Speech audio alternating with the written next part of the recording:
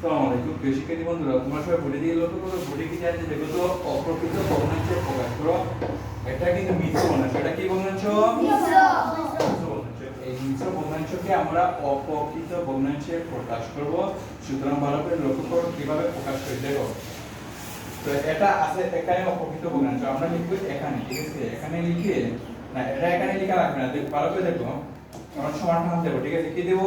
সমান টান দেব, ঠিক আছে? এবার দেখো যে হর আছে, ভালো করে লক্ষ্য করো।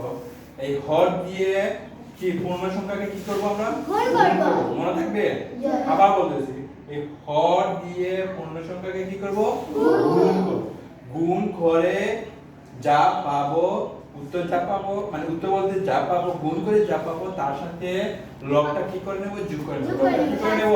যোগ করে নেব। বুঝতে পারছো? না বুঝো নাই? বুঝছি স্যার।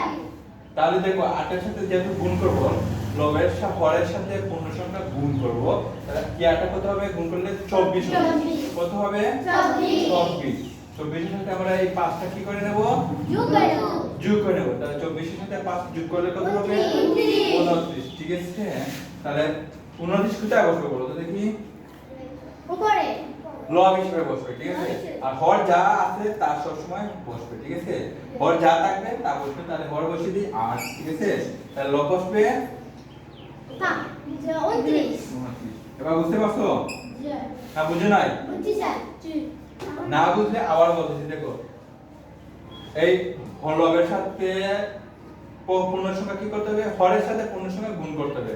গুণ করে যা পাবো তার সাথে লবটা যোগ করতে হবে, ঠিক আছে?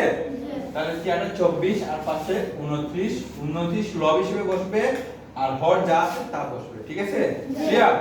এবার এটা দেখো অপ্রকৃত ভগ্নাংশ। কারণ অপ্রকৃত ভগ্নাংশ আমরা জানি কি?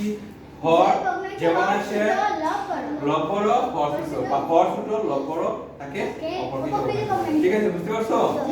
তাহলে এটাই হবে আমাদের অপ্রকৃত ভগ্নাংশ। এটাই হবে আমাদের কাঙ্ক্ষিত উত্তর। না বুঝো নাই?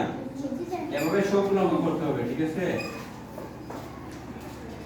আর হর সব সময় জায়গায় থাকবে। ওকে, ধন্যবাদ তোমাদের সবাইকে।